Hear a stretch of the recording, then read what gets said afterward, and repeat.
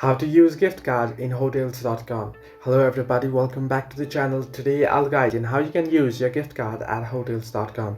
Now the process is quite simple. All you have to do is you want to open up your hotels.com there and you want to search in for the hotel that you want to book.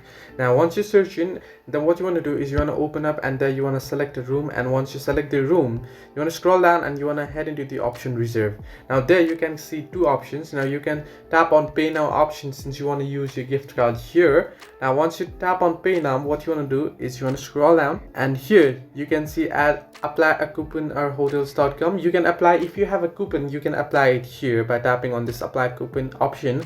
However, here if you want to use your gift card, what you'll have to do is first you'll have to enter in your payment property details here and your details, your personal details, and scroll down and you want to head into option payment details and you want to select the gift card option. You can see the gift card option right there. Simply tap on gift card option and then enter your gift card number and enter your gift card pin code, and you can check balance and you can use it. So this way you can use your gift card on hotels.com. Hope this helped you. Do like and subscribe, and do not forget to leave a comment down below if you have any further issues.